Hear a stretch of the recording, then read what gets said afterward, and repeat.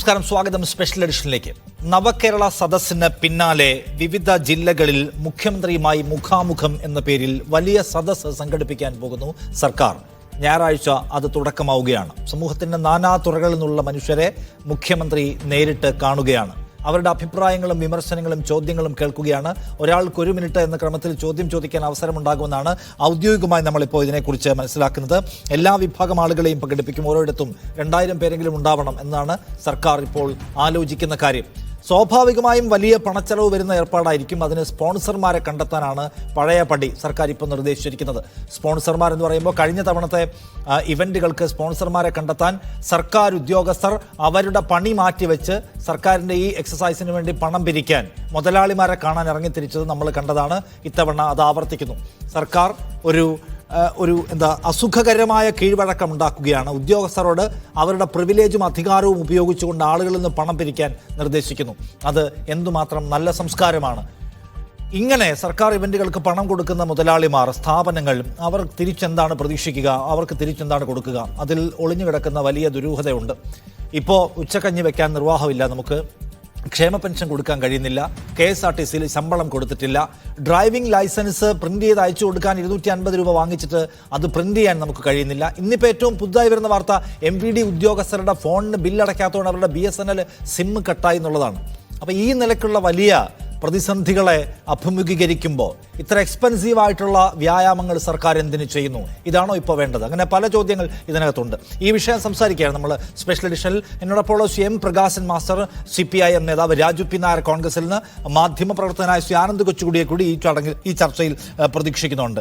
ആദ്യം M പ്രകാശൻ, നോക്കൂ, ഇന്നിപ്പോൾ ഈ സംസ്ഥാനം സർക്കാരിൽ നിന്ന് ആഗ്രഹിക്കുന്നത് നിന്നുപോയ പദ്ധതികൾ പുനഃസ്ഥാപിക്കുന്നതിനെക്കുറിച്ച്, ഇവിടുത്തെ ഭരണനിർവഹണ പ്രക്രിയ, അതിൻ്റെ ഫണ്ട് ഫ്ലോ ഉറപ്പാക്കുന്നതിനെക്കുറിച്ച് ഒക്കെയുള്ള നടപടികളാണ് സർക്കാരിൽ നിന്ന് പ്രതീക്ഷിക്കുന്നത്. ഒപ്പം നമ്മൾ ഒരു സാമ്പത്തിക പ്രയാസത്തെ അനുഭവിക്കുന്ന നിമിഷമാണ്.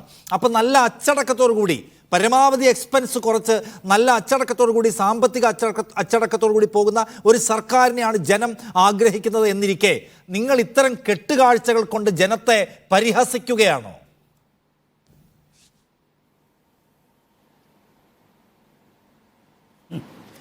ഗവൺമെൻറ്റിനെ വിമർശിക്കാൻ താല്പര്യമുള്ളവർക്ക് എങ്ങനെ വ്യാഖ്യാനിക്കുന്നതിലും തെറ്റില്ല.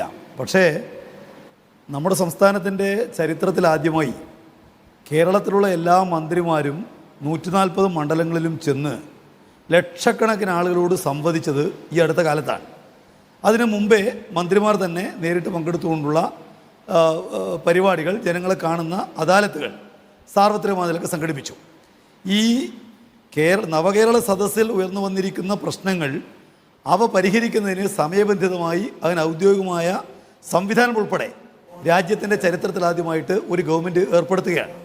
പുറമേ ഈ കഴിഞ്ഞ ബജറ്റിൽ നവകേരള സദസ്സിൽ ഉയർന്നു വന്നിരിക്കുന്ന പദ്ധതികൾ കൈകാര്യം ചെയ്യുന്നതിന് വേണ്ടിയുള്ള ഒരു വലിയ സംഖ്യ ബജറ്റിനകത്ത് ധനകാര്യമന്ത്രി പ്രഖ്യാപിച്ചിരിക്കുകയാണ്. അതിൻ്റെ ഭാഗമായിട്ട് നവകേരള സദസ്സിൽ ഉന്നയിക്കപ്പെട്ട പരിപാടികൾ തയ്യാറാക്കുന്നതിന് വേണ്ടി ഓരോ മണ്ഡലത്തിലും 25 ലക്ഷം രൂപ നൽകും എന്ന് ബജറ്റ് പ്രഖ്യാപിച്ചിരിക്കുന്നു. അതിൻ്റെ തുടർച്ചയായിട്ട് സമൂഹത്തിലെ നാനാവിഭാഗം ആളുകളെ ഈ വരുന്ന ഫെബ്രുവരി മാസം 18 മുതൽ മാർച്ച് 13 വരെ മുഖ്യമന്ത്രിയും അതത് ജില്ലകളിലെ മന്ത്രിമാരും നേരിട്ട് നവകേരള സദസ്സുമായി ബന്ധപ്പെട്ട് ഉൾപ്പെടെ ഉന്നയിക്കപ്പെട്ടിട്ടുള്ള അവരുടെ ആവശ്യങ്ങൾ, ഓരോ മേഖലയും മെച്ചപ്പെടുത്താൻ ആവശ്യമായ നിർദ്ദേശങ്ങൾ അവ സമർപ്പിക്കണം എന്ന് ആവശ്യപ്പെട്ടിരിക്കുകയാണ്. അതാവട്ടെ കേവലമായിട്ട് ഗവൺമെൻറ് ഖജനാവ് മാത്രം ഉപയോഗിച്ചുകൊണ്ടല്ല, അതോടൊപ്പം തന്നെ ഇതിന് താല്പര്യമുള്ള വ്യക്തികളെയും സ്ഥാപനങ്ങളെയും കൂടി സമീപിച്ചുകൊണ്ടാണ്. ഇതൊരു മഹാധൂർത്താണ്, വമ്പിച്ച ചെലവാണ് എന്നെല്ലാം പറയുന്നത് വസ്തുതയുമായി നിരക്കാത്തതാണ്. ഇപ്പോൾ കണ്ണൂരിൽ 22-ാം തീയതി പട്ടികജാതി പട്ടിക വിഭാഗത്തിൻ്റെ മുഖാമുഖം നടക്കുകയാണ്. വമ്പിച്ച നിലക്കുള്ള ചിലവൊന്നും അതിനാവശ്യമില്ല. അതിനാവശ്യമായിട്ടുള്ള ചിലവ് ഞങ്ങൾ കണക്കാക്കിയപ്പോൾ ഒരു 2 ലക്ഷത്തിൽ താഴെ അതിനാകെ ചിലവ് വരുള്ളൂ. അതിൽ ഒരു ഭാഗം ഡിപ്പാർട്ട്മെൻറ്റിന് ഉണ്ടാക്കാൻ വേണ്ടി കഴിയും, മറ്റൊരു ഭാഗം ഇവിടെയുള്ള ചില വ്യക്തികളെയും സ്ഥാപനങ്ങളെയും ഉണ്ടാക്കാൻ വേണ്ടി കഴിയും. അതൊരു മഹാധൂർത്താണ്, അന്യായമാണ് എന്നെല്ലാം പറയുന്നതിന് പകരം ഗവൺമെൻറ് നേരിട്ട് വ്യത്യസ്ത വിഭാഗങ്ങളുമായിട്ട് സംവദിക്കുകയും അവരുടെ ആവശ്യങ്ങളും അഭിപ്രായങ്ങളും നിർദ്ദേശങ്ങളും കേൾക്കുകയും അതിന് ഭരണരംഗത്ത് രൂപം കൊടുക്കുകയും ചെയ്യുന്ന ഒരു വലിയ ജനകീയതയാണ് ഉണ്ടാവുന്നത് എന്ന പോസിറ്റീവ് പാർട്ടല്ലേ കാണുന്നത്. ഞാൻ സമ്മതിച്ചു. പക്ഷേ നോക്കൂ, ഈ നവകേരള സദസ്സിന്റെ ഭാഗമായിട്ടുള്ള പ്രഭാത സദസ്സിൽ ആളുകളിൽ നിന്നുള്ള വലിയ തോതിലുള്ള അഭിപ്രായങ്ങളും നിർദ്ദേശങ്ങളും കേട്ടില്ലേ? വിമർശനമൊന്നും ഉണ്ടായില്ല എന്നാണ് മുഖ്യമന്ത്രി പറഞ്ഞത്. അഭിപ്രായങ്ങൾ കേട്ടു. അത് നടപ്പിലാക്കാൻ നമുക്ക് കഴിയുന്നില്ല എന്ന പ്രശ്നമുണ്ട്. അവിടെ ആളുകൾ വലിയ തോതിൽ വന്ന് പരാതികൾ എഴുതി കൊടുത്തു. അവയിൽ മഹാഭൂരിപക്ഷവും നമുക്ക് അഡ്രസ്സ് ചെയ്യാൻ കഴിയുന്നില്ല എന്ന പ്രശ്നമുണ്ട്. അങ്ങനെ നിൽക്കെ പിന്നെയും ഇതിന് മുമ്പുള്ള അദാലത്തിനെ കുറിച്ച് താങ്കൾ പറഞ്ഞു. ഇതിന് മുമ്പ് ഒരു അദാലത്ത് നടത്തി. ആ അദാലത്തിലെ പ്രശ്നങ്ങൾ പൂർണ്ണമായി പരിഹരിക്കപ്പെട്ടില്ല. പ്രഭാത സദസ്സിൽ ആളുകൾ ഉന്നയിക്കപ്പെട്ടുള്ള പ്രശ്നങ്ങൾ ഏറ്റെടുക്കാൻ നമ്മുടെ കയ്യിൽ പൈസ ഇല്ല. പിന്നെ ആളുകൾ കൗണ്ടറിൽ കൊണ്ടുവന്നിട്ടുള്ള പരാതിയിൽ 90% പരിഹരിക്കാൻ കഴിഞ്ഞിട്ടില്ല. സർക്കാരിന് ഇടപെടാൻ കഴിയാത്തതെന്ന് പറഞ്ഞ് മറുപടി കൊടുക്കുകയാണ് പലതിനും. പിന്നെയും ആളുകൾ ഇങ്ങനെ കേൾക്കുക എന്നതുകൊണ്ട് നിങ്ങൾ ഉദ്ദേശിക്കുന്നത് എന്താണ്? ഇവയെല്ലാം തീർപ്പാക്കാനും ഇപ്പൊ നടപ്പിലാക്കാനും പോകുന്ന കാര്യമാണ് ഒന്ന്. രണ്ട്, മുഖ്യമന്ത്രിയും പരിവാരങ്ങളും ഈ സംസ്ഥാനം ഒട്ടാകെ സഞ്ചരിക്കാൻ പറഞ്ഞാൽ അതിനൊരു എക്സ്പെൻസ് ഉണ്ട്. ഇപ്പൊ നവകേരള സദസ്സിന് വേണ്ടി ഈ രാജ്യത്തെ, ഈ സംസ്ഥാനത്തെ ഉദ്യോഗസ്ഥ സംവിധാനം ആകെ ചലിച്ചതിന് ലക്ഷക്കണക്കിന് രൂപ ചെലവായിട്ടുണ്ട്. അതിന് കണക്ക് പക്ഷേ സർക്കാർ ചോദിച്ചിട്ട് തന്നിട്ടില്ല. RTA പ്രകാരം ഒരു മറുപടിയും കൊടുത്തിട്ടില്ല. പിന്നെ ഒരു കാര്യങ്ങളുള്ളത്, ഈ പറയുന്ന മുതലാളിമാർ തരുന്ന പണം, സ്ഥാപനങ്ങൾ തരുന്ന പണം, അവരുടെ ഫ്ലെക്സ് ബോർഡൊന്നും വെക്കുന്നില്ലല്ലോ. അവരെന്തിനായി പൈസ തരുന്നത് എന്ന ചോദ്യം ഉണ്ടല്ലോ.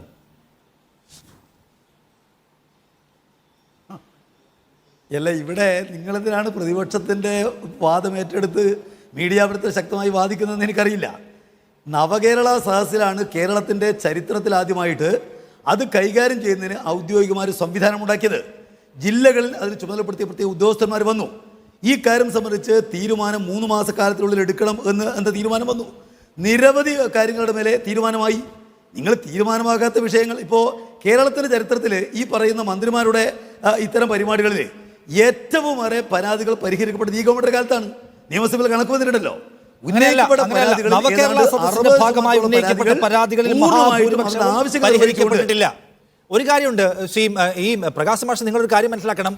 ഉദ്യോഗസ്ഥ സംവിധാനത്തിന്റെ മുമ്പിൽ പെട്ടുപോയിട്ട് ഒരു പരിഹാരവും ഇല്ലാത്ത, സാങ്കേതികത്വത്തിൽ കുരുങ്ങിപ്പോയ പ്രശ്നങ്ങൾക്ക് പൊളിറ്റിക്കൽ ലീഡർഷിപ്പ് പരിഹാരം ഉണ്ടാക്കും എന്ന് വിചാരിച്ച് പ്രത്യാശയോടെ വന്നവരുണ്ടല്ലോ.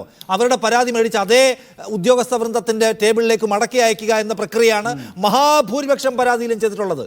ഒരു നിരക്കുള്ള നടപടി ഉണ്ടായിട്ടില്ല. ഞങ്ങളുടെ അധികാര പരിധിയിൽ പെടുന്നതല്ല, കേന്ദ്ര സർക്കാരിന്റെ തീരുമാനമാണ്, ഫണ്ട് വേണ്ടതാണ് എന്ന് പറഞ്ഞ് മടക്കിയിരിക്കുന്നു മഹാഭൂരിപക്ഷവും.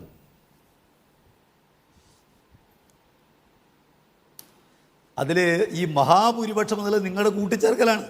നവകേരള സദസ്സിൽ കിട്ടിയിരിക്കുന്ന പരാതികൾ പരിഹരിക്കുന്നതിന് നിർദ്ദേശിച്ചിരിക്കുന്ന സമയം 3 മാസമാണ്. അതായിട്ടില്ല.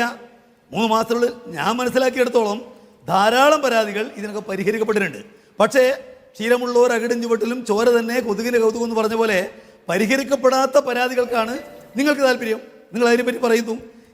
ഞങ്ങൾ രാഷ്ട്രീയ പ്രവർത്തകരാണല്ലോ. ഞാൻ മനസ്സിലാക്കിയെടുത്തോളം നേരത്തെ എത്രയോ കാലമായി പരിഹരിക്കപ്പെടാത്ത നിരവധി പരാതികൾ ഇതിൻ്റെ ഭാഗമായിട്ട് പരിഹരിക്കപ്പെട്ടു. ഇതിന് പ്രത്യേക ഉദ്യോഗസ്ഥന്മാർ വന്നു. മാത്രമല്ല, നമ്മുടെ രാജ്യത്തിൻ്റെ ചരിത്രത്തിൽ ആദ്യമായിട്ട് അത്തരമൊരു പരിപാടിക്കകത്ത് ഉന്നയിക്കപ്പെട്ട കാര്യങ്ങൾ മീറ്റ് ചെയ്യാൻ പുതിയ ബജറ്റിൽ 100 കോടി രൂപ അനുവദിച്ചിരിക്കുന്നു. ഈ രാജ്യത്ത് എപ്പോഴെങ്കിലും അങ്ങനെ അനുവദിക്കപ്പെട്ടിട്ടുണ്ടോ? അതുമായി ബന്ധപ്പെട്ട പദ്ധതികൾ ആവിഷ്കരിക്കാൻ ഒരു മണ്ഡലത്തിന് 25 ലക്ഷം രൂപ കൊടുത്തിരിക്കുന്നു. ഇതുവരെ എപ്പോഴെങ്കിലും ഉണ്ടോ? ഇവിടെ ഉമ്മൻചാണ്ടി ഗവൺമെൻറ്റിൻ്റെ കാലത്ത് അദാലത്തുകൾ പരിഹരിക്കപ്പെട്ട പരാതി 20% ഈ ഗവൺമെൻറ്റിൻ്റെ കാലത്ത് 70%-ലേറെ പരാതികൾ പരിഹരിക്കപ്പെട്ടു എന്നുള്ള കണക്ക് വന്നല്ലോ, നിയമസഭയിൽ കണക്കുണ്ടല്ലോ. അതുകൊണ്ട് പിന്നെ നിങ്ങൾ പ്രതിപക്ഷത്തിന്റെ വാദം ഏറ്റുപോകേണ്ട കാര്യമില്ല. ശരി, 3 മാസം സമയം കൊണ്ട് സർക്കാർ പരമാവധി പരാതികൾ പരിഹരിക്കും എന്നാണ് നിങ്ങൾ പറഞ്ഞ ഒരു ന്യായം.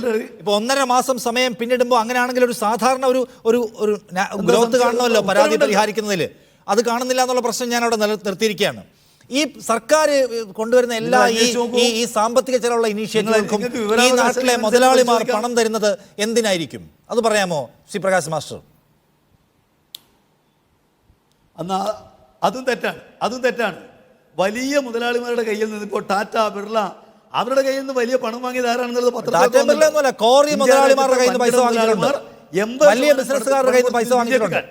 സർക്കാരിനെ കൊണ്ട് അമിതമായി പല കാര്യങ്ങളും ചെയ്തെടുക്കാൻ ആഗ്രഹമുള്ള വൻകിട മുതലാളിമാരിൽ നിന്ന് പൈസ വാങ്ങിച്ചിട്ടുണ്ട്.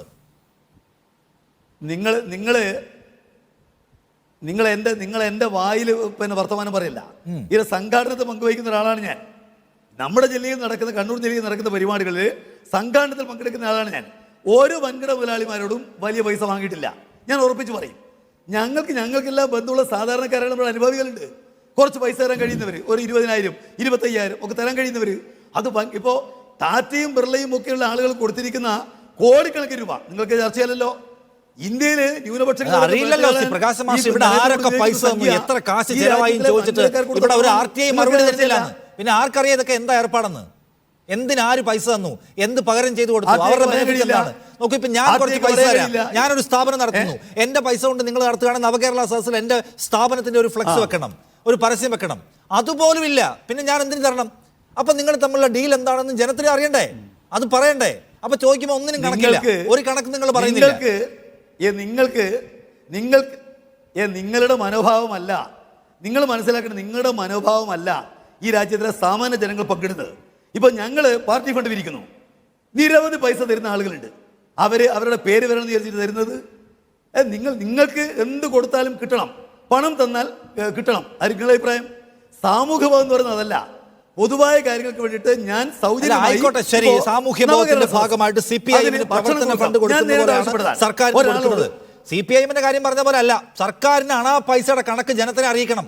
ഇതാരാണ് ഈ പരിപാടിക്കൊക്കെ പൈസ തരുന്നത്, എത്ര തന്നു, ഏതൊക്കെ ഓഫീസുകൾ വഴി പിരിച്ചു, അതിൽ എത്ര ചെലവായി, ഡിപ്പാർട്ട്മെന്റുകൾക്ക് എന്തുമാത്രം ചെലവുണ്ട്, ഇതിന്റെ കണക്ക് എവിടെ സാർ? 1.5 മാസം കഴിഞ്ഞില്ലേ?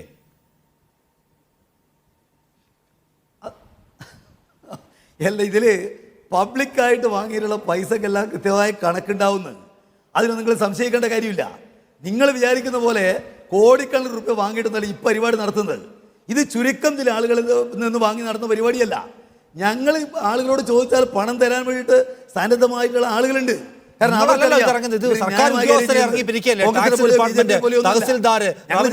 ഇവരൊക്കെ ഇറങ്ങിയാ പിരിക്കുന്നത്. ഇവരുടെയൊക്കെ പണി സർക്കാരിന് വേണ്ടി പൈസ പിരിക്കലാണോ? ഇവർക്കൊക്കെ കോട്ട നിശ്ചയിച്ചു കൊടുത്തിട്ടുണ്ട്, അവരൊക്കെ ഇറങ്ങി പിരിക്കുകയാണ്. CPM സർക്കാരിന്റെ ഒരു പരിപാടിക്ക് പൈസ പിരിക്കുന്നത്, അതിന് CPM-നോട് അനുഭവമുള്ള പൈസ ഉള്ളവർക്ക് മനസ്സിലാക്കാം. സർക്കാരിന്റെ ഇതിനല്ല, നവകേരള സദസ്സിന് ഉദ്യോഗസ്ഥർ ഇറങ്ങിയാ വാങ്ങി. CPM മാത്രമൊന്നുമല്ലെന്ന് അല്ല, നിങ്ങൾ പറയൂ, കണ്ട ഞാനിവിടെ നിൽക്കട്ടെ എന്നാണോ? നവകേരള സദസ്സിന്റെ ജില്ലയിലെ സംഘാടകരിൽ മുഖ്യ പങ്ക് വഹിച്ചാലാണ് ഞാൻ. മുഖാമുഖം പരിപാടി നടത്തുന്നതിലും അതിലൊരു കമ്മിറ്റിയുടെ സബ് കമ്മിറ്റി ചെയർമാനാണ് ഞാൻ. ഞങ്ങൾ പൈസ ഉണ്ടാക്കുന്നത് ഞങ്ങൾക്കറിയാം. നിങ്ങൾ പറയുന്ന പോലെ ആളുകളോട് കോടികൾ വാങ്ങിച്ചിട്ടൊന്നുമല്ല. ഞങ്ങൾക്ക് ചെറിയ ചെറിയ നിലക്ക് സഹായിക്കാൻ ആളുകൾ സന്നദ്ധമാവും. കാരണം ഈ ഗവൺമെന്റ് സംശുദ്ധമായ കാര്യങ്ങൾ നടത്തുന്ന ഗവൺമെന്റാണ്. ഒരു 100 പേർക്ക് ഭക്ഷണം കൊടുക്കണമെന്ന് പറഞ്ഞാൽ തയ്യാറാവുന്ന ആളുകളുണ്ട്. 2000 ആളുകൾ വരുന്നു, ഒരു 10 ആളുകളോട് ഭക്ഷണം കൊടുക്കുന്നു പറഞ്ഞാൽ ആരാ കൊടുക്കാതിരിക്കുന്നത്? അതെല്ലാം വലിയ എന്തോ ടാറ്റയുടെ കയ്യിൽ നിന്ന് പൈസ വാങ്ങുന്നതാണ്. നിങ്ങൾക്ക് തെറ്റിദ്ധരിപ്പിക്കാൻ താല്പര്യം ഉണ്ടാവും. പിന്നെ നിങ്ങളെ അഭിപ്രായത്തിൽ പൈസ എന്നതിനെല്ലാം എന്തെങ്കിലും കിട്ടണം, അങ്ങനെ ഗവൺമെന്റ് പരിപാടി പൈസ വാങ്ങിച്ച് നടത്തുന്നത്. CPM-ന്റെ പരിപാടി സംഘടിപ്പിച്ചോളൂ, CPM-ന്റെ പരിപാടി പുറത്തുനിന്ന് സംഘടിപ്പിക്കുക, കോൺഗ്രസ്സുകാർ സംഘടിപ്പിക്കട്ടെ. ഇതൊരു ഗവൺമെന്റ് പരിപാടിയല്ലേ? മുഖ്യമന്ത്രി പങ്കെടുക്കുന്ന, ജനങ്ങളുമായി സംവദിക്കുന്ന, ഗവൺമെന്റ് ഡിപ്പാർട്ട്മെന്റുകൾ എന്താ പറയുന്നത് പരിപാടി. അതിന് നാട്ടുകാരുടെ പൈസ പിരിക്കാനുള്ള സംസ്കാരം, അതിന് ആളുകളുടെ നിന്ന് പണം പിരിച്ചെടുക്കുക എന്ന സംസ്കാരത്തിന്റെ അത് മനസ്സിലായിട്ടില്ല. പണം കൊടുക്കുന്ന ആളുകൾക്ക് എന്തായാലും സർക്കാരിൽ നിന്ന് പ്രതീക്ഷ ഉണ്ടാവും. നോക്കൂ, ഗവൺമെന്റ് നടത്തുന്ന ഒരു പരിപാടിക്ക് 50,000 രൂപ ഞാൻ തന്നാൽ, ഒരു കച്ചവടക്കാരനായി ഞാൻ ഗവൺമെന്റ് പരിപാടിക്ക് 50,000 തന്നാൽ എനിക്ക് ആ കാര്യത്തിൽ ചില പ്രതീക്ഷകളുണ്ടാവും. നാളെ എൻ്റെ ഒരു കാര്യത്തിന് എന്നോട് ചോദിക്കാമെന്ന തഹസിൽദാർ, ടാക്സ് ഓഫീസർ എനിക്ക് സഹായിക്കും എന്ന ബോധ്യം ന്യായമായിട്ടുണ്ടാവും. അതിപ്പോൾ പ്രത്യേകിച്ച് പറയേണ്ട കാര്യമുള്ള കാര്യമല്ലല്ലോ. ഗവൺമെന്റിന്റെ പരിപാടിക്ക് എന്തിനാണ് ഇങ്ങനെ പുറത്തു പറയാത്ത പിരിവ്? നിങ്ങൾക്ക് ഞാൻ പറയട്ടെന്ന് നിങ്ങൾക്ക് പണം കൊടുത്ത് ആളുകളെയും സർവീസും വിലക്ക് വാങ്ങുന്നവരെ മാത്രമേ പരിചയമുള്ളൂ. ഞങ്ങൾക്ക് അങ്ങനെയല്ല. നിങ്ങൾക്കറിയോ പീപ്പിൾസ് പ്ലാനിങ് എന്താ? അത് പീപ്പിൾസ് പ്ലാനിങ് എന്ന് പറയുന്നത്, ജനകീയ ആസൂത്രണം എന്ന് പറയുന്നത് ഗവൺമെന്റ് ഫണ്ട് മാത്രമല്ല, 30-40% ഫണ്ട് ജനങ്ങളുടേതാണ്. അറിയോ നിങ്ങൾക്ക്? പീപ്പിൾസ് പ്ലാനിങ് നടപ്പിൽ ഗവൺമെന്റ് ആയത് 1,00,000 രൂപയുടെ പരിപാടിക്ക് 50,000 രൂപ പഞ്ചായത്ത് തരും, 10,000 രൂപ ബാങ്ക് തരും, ബാക്കി 40,000 രൂപ ജനങ്ങൾ തരും. അതാ പീപ്പിൾസ് പ്ലാനിങ്. ജനങ്ങൾ വികസനത്തിലും സാമൂഹിക രംഗത്തെ പ്രവർത്തനത്തിലും പങ്കുവഹിക്കുക. അത് ജനങ്ങളുടെ സാമൂഹികത്തിന്റെ പ്രശ്നം നിങ്ങൾക്ക് ഉണ്ടാവില്ല. നിങ്ങൾക്ക് 100 രൂപ ചിലവാക്കുമ്പോൾ 110 രൂപ കിട്ടണം. നിങ്ങളെപ്പോലെ സംഗീതമായിട്ടാണ് എല്ലാവരും ചിന്തിക്കുന്നത്. അത് വിചാരിച്ചേക്കരുത്. കേരളം സമ്പാദിക്കുന്ന സമ്പത്ത് ഇനി ഈ രണ്ട് കാര്യങ്ങൾ നമുക്ക് അടുത്ത റൗണ്ടിൽ ഈ നവകേരള സദസ്സ് കൊണ്ടും അതിന്റെ എക്സ്റ്റൻഷനായി നടത്തുന്ന ഈ പരിപാടി കൊണ്ടും ഉള്ള ഗുണങ്ങൾ എന്താണ്? ഒന്ന്, രണ്ടാമതിന് ഫണ്ട് കണ്ടെത്തുന്ന കാര്യം. ഈ രണ്ട് വിഷയം നമ്മൾ കുറച്ച് സംസാരിച്ചു. അടുത്ത റൗണ്ടിൽ അതിന്റെ ബാക്കി പറയാം. ഒരു കാര്യം കൂടി ഞാൻ ചോദിക്കട്ടെ, ഇതിനകത്ത് ഇപ്പൊ ഇങ്ങനെ ഒരു പരിപാടി സംഘടിപ്പിക്കാന്ന് വെച്ചാൽ അതിന് സ്വാഭാവികമായും ഖജനാവിന് ഒരു ചെലവില്ലേ? ഇപ്പൊ നവകേരള സദസ്സ് റിപ്പോർട്ട് ചെയ്യാൻ പോയിട്ടുള്ള ആളാണ് ഞാൻ കാണുന്നുണ്ട്. ഞാൻ തൃശ്ശൂർ റിപ്പോർട്ട് ചെയ്യാൻ പോകുമ്പോൾ ഈ സർക്കാരിന്റെ ഈ സംസ്ഥാനത്തെ മുഴുവൻ ഡിപ്പാർട്ട്മെന്റുകളുടെയും വണ്ടി അവിടെ ഉണ്ട്, മുഴുവൻ പ്രധാനപ്പെട്ട ഉദ്യോഗസ്ഥരുണ്ട്. സർക്കാരിന്റെ ആളുകൾ മുഴുവൻ പോകുന്ന ഒരു ബസ്സിലാണെന്ന് പറഞ്ഞു. ഏതാണ്ട് എല്ലാ മന്ത്രിമാരുടെയും മുഖ്യമന്ത്രിയുടെ അടക്കം ഇന്നോവയും അടക്കമുള്ള എല്ലാ VIP വണ്ടികളും അതിന്റെ പിന്നാലെ ഓടുന്നുണ്ട്. ഇതിനൊക്കെ ഡീസൽ അടിക്കാൻ, ഇതിനൊക്കെ ചെലവാക്കാനുള്ള പണം നോക്കൂ. പൈസ കൊടുക്കാത്തത് കൊണ്ട് MVD ഓഫീസർമാരുടെ സിം കട്ടായി ഇന്നിപ്പോ രാത്രി. അങ്ങനെ ഒരു സ്ഥലത്ത് നമ്മൾ എന്തിനാ ഇങ്ങനെ ഇട്ട് ഇന്നോവ ഓടിക്കുന്നു ചോദിക്കാൻ? ആയിക്കോട്ടെ. അതുകൊണ്ടെന്താ നിങ്ങൾ മനസ്സിലാക്കേണ്ടത്, കേരളത്തിൽ ചില കാര്യങ്ങളിൽ സാമ്പത്തികമായ പ്രയാസമുണ്ട്. കേരളത്തിലെ ആകെ ഗവൺമെന്റ് കുടിശ്ശിക 50,000 കോടിയാണ്. 64,000 കോടി രൂപ കേന്ദ്ര ഗവൺമെന്റ് പിടിച്ചു വെച്ചിരിക്കുന്നു. നിങ്ങൾക്ക് വാർത്തയല്ല. ദിവസങ്ങളോളം കേന്ദ്ര സർക്കാരിന്റെ വിവേചന സമീപനം ചർച്ച ചെയ്ത ഫ്ലോറാണിത്. പക്ഷെ കേന്ദ്ര സർക്കാർ ഞെരുക്കുമ്പോ നമ്മൾ കാണിക്കേണ്ട ഒരു അച്ചടക്കമുണ്ട് ജനത്തെ ബോധ്യപ്പെടുത്താൻ. നിങ്ങളത് ചെയ്യുന്നില്ല. ചില കാര്യങ്ങളല്ല ഞെരുക്കം. കുഞ്ഞുങ്ങൾക്ക് ഉച്ചഭക്ഷണം കൊടുക്കാനുള്ള പൈസ ഇല്ലാത്ത ഞെരുക്കമാണ് നമുക്കുള്ളത്. മീഡിയ ആള് ലൈസൻസ് എടുത്ത് ആളുകൾക്ക് ആ ലൈസൻസ് ഒന്ന് പ്രിന്റ് ചെയ്ത് കൊടുക്കാനുള്ള 100 രൂപ ഇല്ല എന്നാണ് നമ്മുടെ മുമ്പിലുള്ള ക്രൈസിസ്. പണിയെടുത്ത തൊഴിലാളിക്ക് KSRTC കൂലി കൊടുക്കാൻ പറ്റുന്നില്ല. ഒരു കമ്മ്യൂണിസ്റ്റ് പാർട്ടി ഭരിക്കുന്ന ഈ കേരളത്തിൽ പണിയെടുത്ത തൊഴിലാളിക്ക് KSRTC ശമ്പളം കൊടുക്കാൻ പറ്റുന്നില്ല. അപ്പൊ നിങ്ങൾ പറയാ ചെറിയ പ്രതിസന്ധി ഉള്ളൂ എന്നാണ്.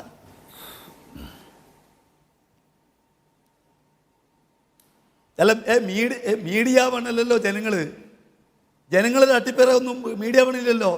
ജനങ്ങളെ ബോധ്യപ്പെടുത്തുന്നത് എങ്ങനെയാണെന്നുള്ളത് ഞങ്ങൾക്ക് നല്ല ബോധ്യമുണ്ട്. ഭൂരിപക്ഷം ജനങ്ങളുടെ പിന്തുണയുള്ള പ്രസ്ഥാനം ഞങ്ങളെടുത്ത്. നിങ്ങൾ അക്കാര്യം നിങ്ങൾ പഠിപ്പിക്കണ്ട. പിന്നെ നിങ്ങൾക്ക് ഇതൊന്നും വാർത്തയാവില്ല. എന്തുകൊണ്ട്? നിങ്ങളുടെ താല്പര്യം വേറെയാണെന്ന്. ഈ വിഷയം സംബന്ധിച്ച് ഒരു ഉത്തരവ് പുറപ്പെടുവിച്ചിട്ടുണ്ട്. ഉത്തരവ് വായിച്ചിട്ടുണ്ട് നിങ്ങൾ? ഞാൻ ഉത്തരവ് പറഞ്ഞുതരാം. 12/2/24 619/2024 GAD. അതിൽ ധനവിനിയോഗം എങ്ങനെ പറയുന്നുണ്ട്, കൃത്യമായിട്ട് പറയുന്നുണ്ട്. നിങ്ങൾക്ക് കാണേണ്ട കാര്യമില്ല. കാരണം നിങ്ങൾക്ക് ഗവൺമെന്റിനെ കുറ്റപ്പെടുത്താൻ എന്ത് കണ്ടുപിടിക്കണം, അതിൽ താല്പര്യമുള്ളൂ.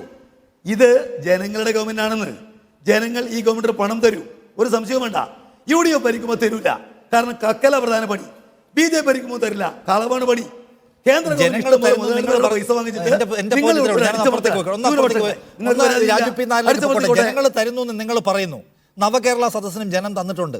ആരാണ് ഈ ജനം, അവരെത്ര തന്നു എന്നത് അറിയണം. അതിനുള്ള ബാധ്യത ഞങ്ങൾക്കുണ്ടല്ലോ. നമ്മൾ പൗരൻ നിലയ്ക്ക് നമുക്കുണ്ടല്ലോ. ഈ സർക്കാർ എവിടെ നിന്നെങ്കിലും പണം വാങ്ങിച്ചിട്ടുണ്ടെങ്കിൽ ആ പണത്തിന്റെ കണക്ക് മേശപ്പുറത്ത് വെക്കണം. നിങ്ങളും വരും. ഞാനും താങ്കളും അടക്കമുള്ള മുഴുവൻ പേരോടും ഈ ധനവിനിമയ ഏർപ്പാട് മുഴുവൻ മേശപ്പുറത്ത് വെക്കണം സർക്കാർ. അല്ലാതെ നിങ്ങള് സർക്കാർ ഞങ്ങളെ ജനങ്ങൾക്ക് വിശ്വാസമുണ്ട്, ഞങ്ങൾ അതുകൊണ്ട് എവിടുന്നേരൊക്കെ പൈസ വാങ്ങിക്കും, അതിന്റെ കണക്കൊന്നും ബോധിപ്പിക്കേണ്ട കാര്യമില്ല എന്ന നില എടുക്കാൻ കഴിയില്ലല്ലോ. ആരോടെങ്കിലും ആണ് ആ പൈസ വാങ്ങിച്ചിട്ട് എന്തെങ്കിലും സർക്കാർ അതാ പറഞ്ഞത്. ഒരു സെക്കൻഡ് രാജു, ഈ സർക്കാർ ജനകീയ സർക്കാരാണ്. ഭൂരിപക്ഷം ജനങ്ങളുടെ പിന്തുണയുള്ള പാർട്ടി, ഭൂരിപക്ഷം ജനങ്ങളുടെ പിന്തുണയുള്ള സർക്കാരാണ് രണ്ടാം തവണ ഇവിടെ ഭരിക്കുന്നത്. ആ ജനങ്ങൾ സർക്കാരിന് പ്രയാസം വരുമ്പോ സർക്കാരിന്റെ ഒരു പരിപാടിക്ക് പൈസ കൊടുക്കും. അതുകൊണ്ട് ഇതിനെ ധൂർത്താക്കണ്ട, ഇതിനെ അനാവശ്യ ചെലവാക്കണ്ട. ഇത് ജനങ്ങൾ ഏറ്റെടുത്ത പരിപാടിയാണ്. സർക്കാരിന്റെ പരിപാടിയുടെ അക്കൗണ്ടിൽ കൂട്ടുക വേണ്ട.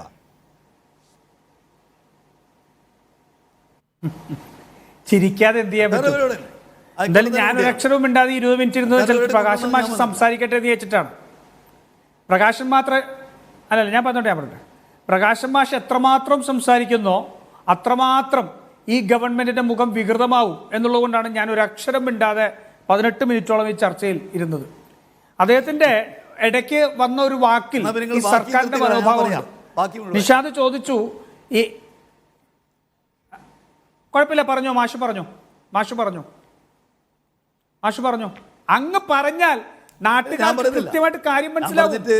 ധാർഷ്ട്യത്തിന്റെയും ധൂർത്തിന്റെയും അഴിമതിയുടെയും കള്ളത്തരത്തിന്റെയും വാക്കുകൾ നിങ്ങളുടെ വായിൽ നിന്ന് ജനങ്ങൾ കേട്ടാൽ നിങ്ങൾക്ക് ആത്മാഭിമാനമുള്ള ഒരു സഖാവിന് പോലും തലയിൽ കൂടി മുണ്ടിടാതെ നടക്കാൻ പറ്റില്ല. നിങ്ങൾക്ക് ആ ആത്മാഭിമാനവും നിങ്ങളുടെ പാർട്ടിയുടെ ഇതും എല്ലാം നഷ്ടപ്പെട്ടു. നിങ്ങൾ പിണറായിസ്റ്റുകളായി മാറി. ആ പിണറായിസ്റ്റുകൾ പറയുന്നത് ജനം കേൾക്കുമ്പോൾ ജനത്തിന് കൃത്യമായിട്ട് മനസ്സിലാവും. അത്രേ ഉള്ളൂ. മനസ്സിലായില്ലേ? പിന്നെ അവതാരകനാണ് തീരുമാനിക്കുന്നത് ആര് എപ്പോ സംസാരിക്കുന്നത്. ഞാൻ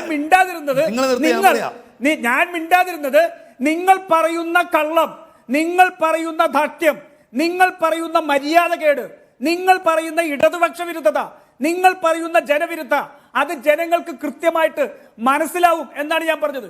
അത് അവിടെ തന്നെ ഇരിക്കട്ടെ. നിഷാദ് ചോദിച്ച ഒരു ചോദ്യമുണ്ട്. ഈ RC ബുക്കിന് പ്രിന്റ് ചെയ്ത പണം മേടിച്ചിട്ട് അവർക്ക് പൈസ കൊടുക്കാൻ സാധിക്കുന്നില്ല എന്നുള്ളത്. കേരളം ഈ ഗവൺമെന്റ് നടത്തുന്ന ഒട്ടേറെ വീഴ്ചകളിൽ ഒരെണ്ണം ആ ചർച്ചക്കിടയിൽ ചോദിച്ചു. അതിനപ്പോൾ തന്നെ പ്രകാശൻ മാഷിന്റെ മറുപടി ഇതായിരുന്നു, ആയിക്കോട്ടെ അതിനെന്താ എന്നാ ചോദിച്ചത്. കേരളത്തിലെ ജനങ്ങളുടെ മുന്നിൽ ഈ സർക്കാരിന്റെ സമീപനം പ്രകാശൻ മാഷിന്റെ വാക്കാണ്. ആയിക്കോട്ടെ അതിനെന്താ. പെൻഷൻ കൊടുത്തിട്ടില്ല 6 മാസമായി, ആയിക്കോട്ടെ അതിനെന്താ.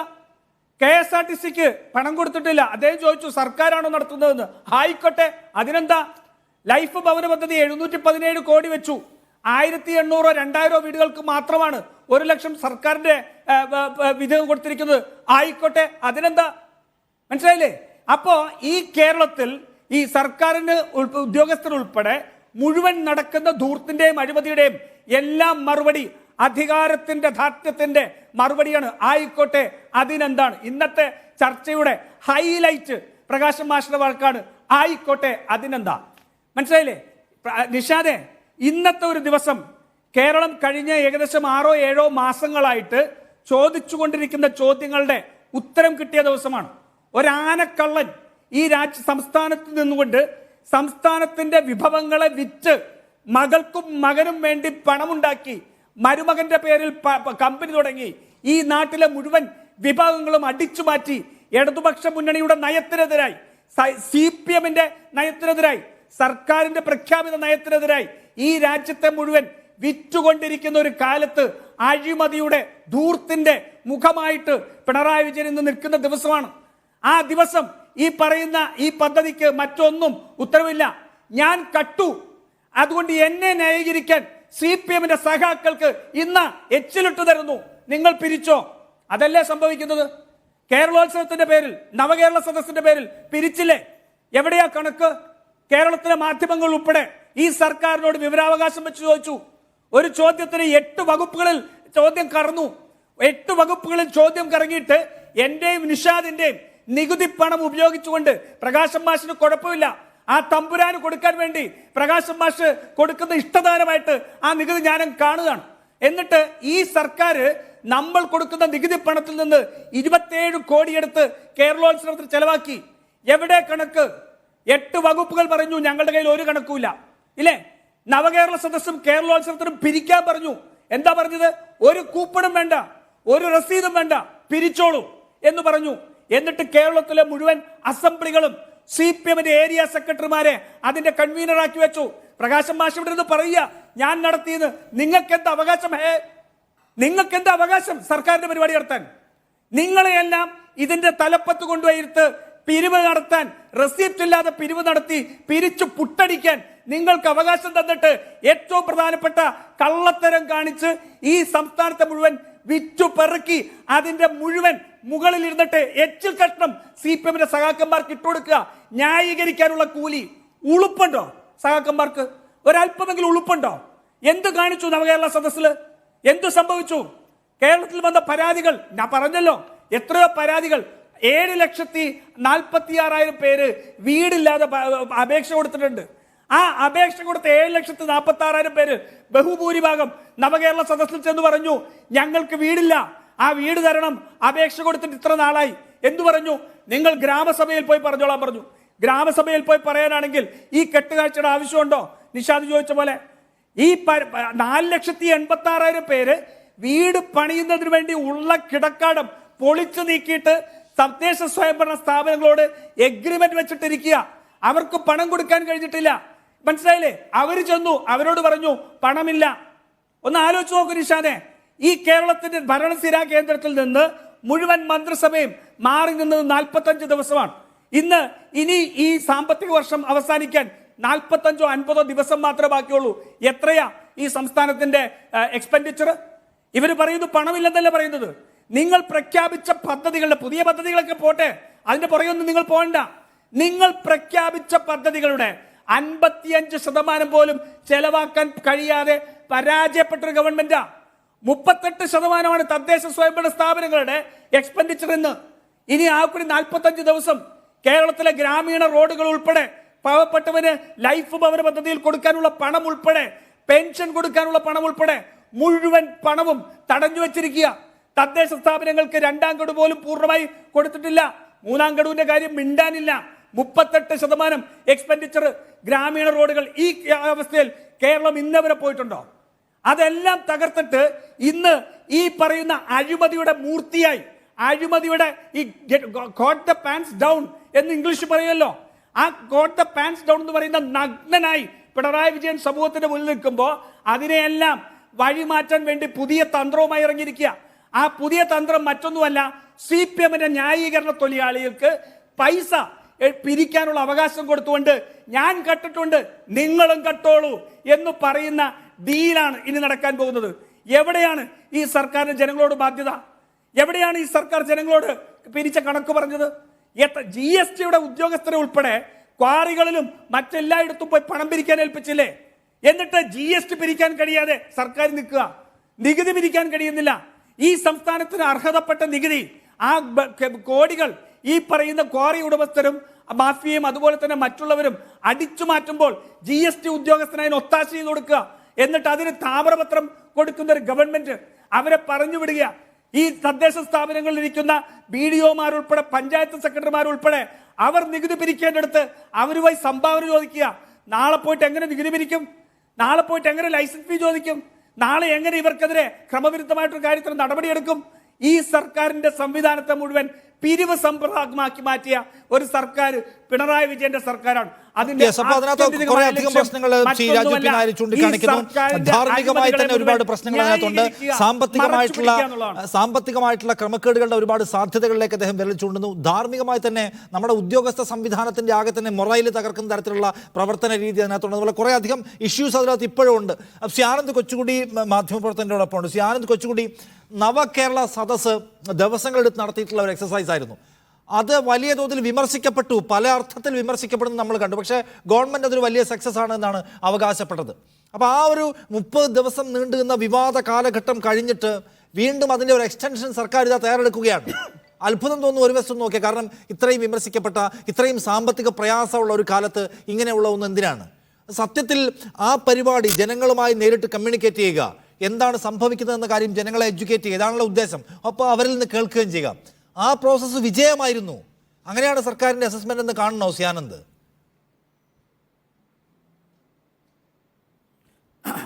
അല്ല നിഷാദ്, ഈ സർക്കാരിൻ്റെ ഒരു പോളിസി എന്താണെന്ന് വെച്ചാൽ PR എക്സർസൈസുകൾ വഴി പരമാവധി ഈ ജനങ്ങളുടെ അഭിപ്രായം മാറ്റിയെടുക്കാൻ ശ്രമിക്കുക എന്നുള്ള ഒരു പരിപാടിയാണ് ഈ സർക്കാർ കുറേ കാലമായിട്ട് നടത്തുന്നത്. അത് ആദ്യം വളരെ ചെറിയ തോതിലൊക്കെയാണ് തുടങ്ങിയത്. നാം മുന്നോട്ട് പോലെയുള്ള പരിപാടികൾ തുടങ്ങി.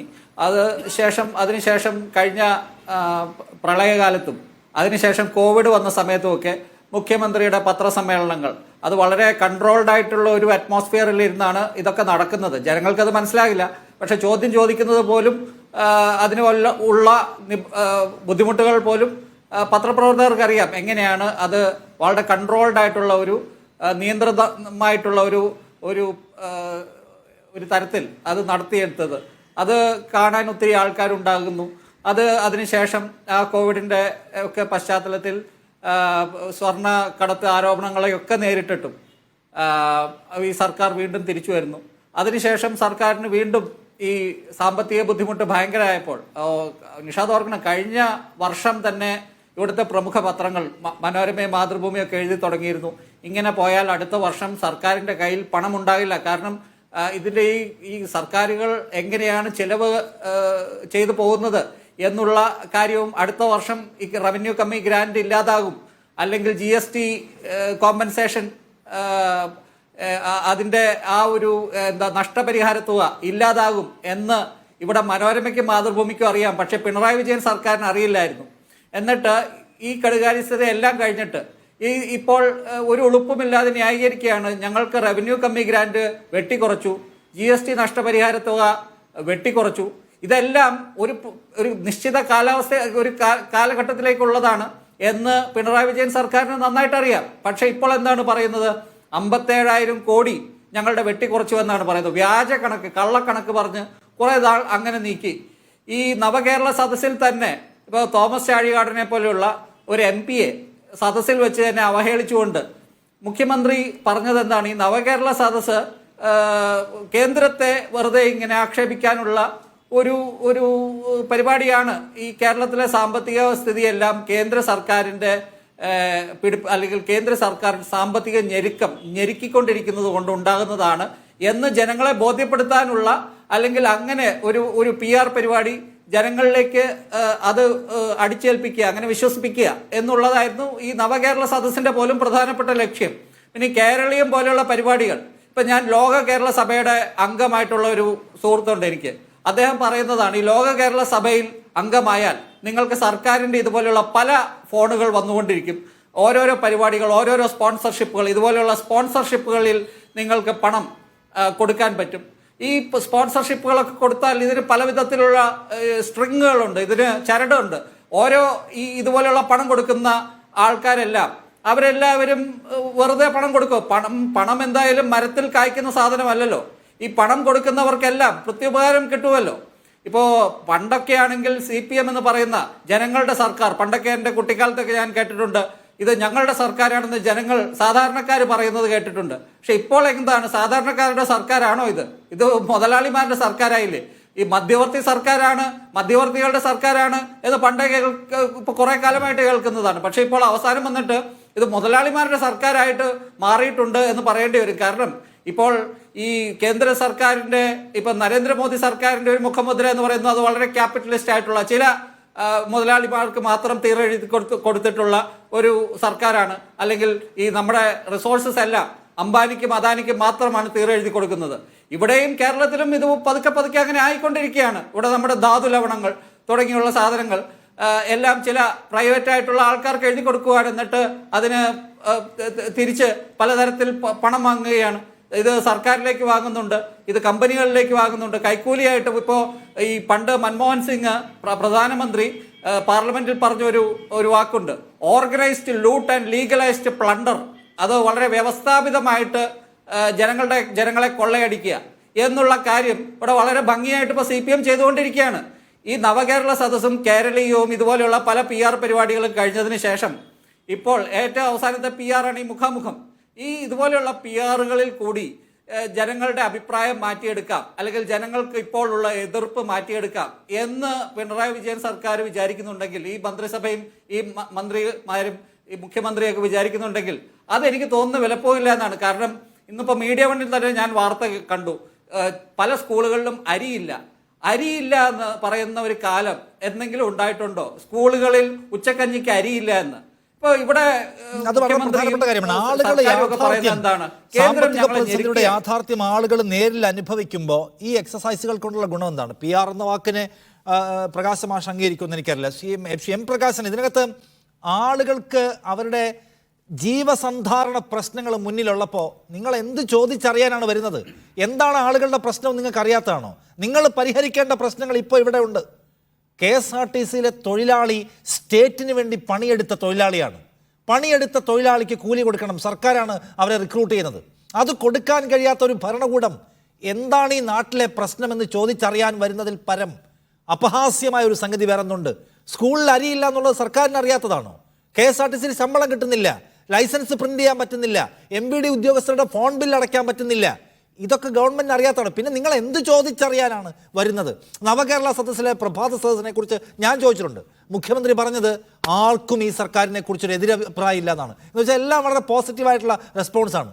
പിന്നെ നിങ്ങൾ എന്തറിയാനാ വീണ്ടും വരുന്നെന്നുള്ള ചോദ്യം ജനം ചോദിക്കില്ലേ? CM Prakash master. അല്ല, ജനം ചോദിക്കുമ്പോൾ ഞങ്ങൾ പറഞ്ഞോളാം, നിങ്ങൾ ചോദിക്കുന്നതിന് വേറെ ലക്ഷ്യമാണ്. ഇതിലിപ്പോൾ എന്താണ് യഥാർത്ഥമായിട്ടുള്ള വിഷയം എന്നുള്ളത് ഞങ്ങൾക്ക് ബോധ്യമുണ്ട്. കേരളത്തിൻ്റെ ചരിത്രത്തിൽ മാത്രമല്ല, രാജ്യത്തിൻ്റെ ചരിത്രത്തിൽ ഒരു കാലത്തുമില്ലാത്ത രൂപത്തിൽ മത്സ്യങ്ങൾ വെള്ളത്തിൽ എങ്ങനെയാണ് നിൽക്കുന്നത് അതുപോലെ ജനങ്ങളുമായിട്ട് നേരിട്ട് ബന്ധപ്പെടുന്ന ഒരു ഗവൺമെൻറ് ഉണ്ടാകുമ്പോൾ അതിൻ്റെ പ്രയാസം നിശ്ചിത താല്പര്യക്കാർക്കെല്ലാം ഉണ്ടാകും. അത് കോൺഗ്രസിനുണ്ട്, BJPക്കുണ്ട്. അത് ഏറ്റുപാടാൻ കുറേ മാധ്യമങ്ങളും നിങ്ങളെപ്പോലെ ഉണ്ട് എന്നുള്ളതാണ് വസ്തുത.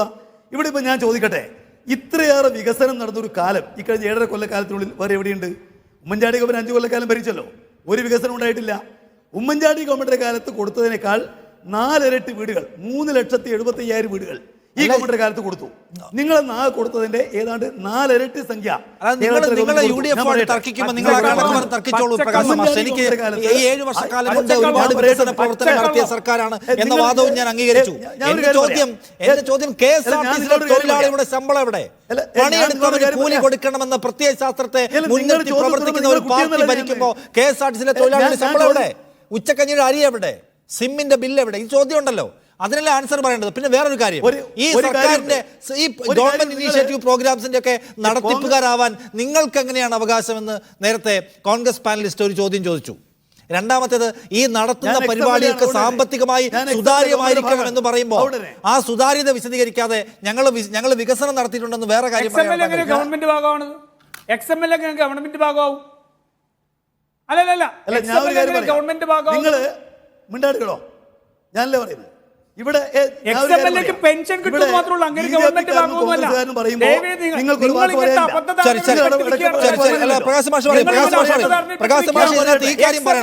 ഗവൺമെന്റിന്റെ ഭാഗമാകും.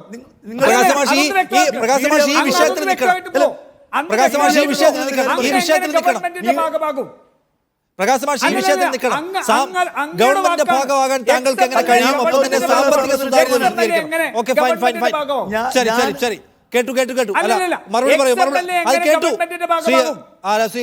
രാജു പിതാറിന്റെ പോയിന്റ് ഞാൻ പറയാം. നിങ്ങൾ 2 കോൺഗ്രസ്സുകാരെയും കൊണ്ട് ഞാൻ ഒരു കാര്യം പറയട്ടെ. 2 കോൺഗ്രസ്സുകാരെയും കൊണ്ടിരുത്തിയിട്ട് നിങ്ങൾ കോൺഗ്രസിന് കൂടി പറഞ്ഞിട്ട് ഞാൻ പറയും ഇടപെടാൻ പാടില്ല, എനിക്ക് സമയം തരണം. നിങ്ങൾ പിന്നെ മാഷും ഞാൻ കുട്ടിയാണ്. നിങ്ങൾ ഒരുപാട് ചോദ്യം ചോദിച്ചാൽ ഇങ്ങനെ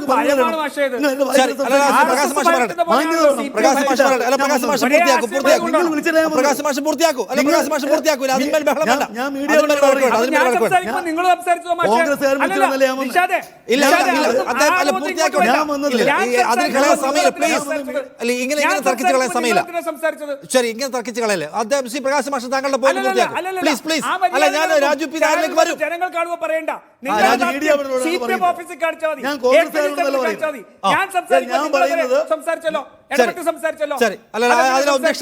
അതിലെ ഒബ്ജക്ഷൻ ഞാൻ വിയോജിപ്പെടുത്തു. ശ്രീ പ്രകാശ് മാഷ് താങ്കൾ പൂർത്തിയാക്കൂ.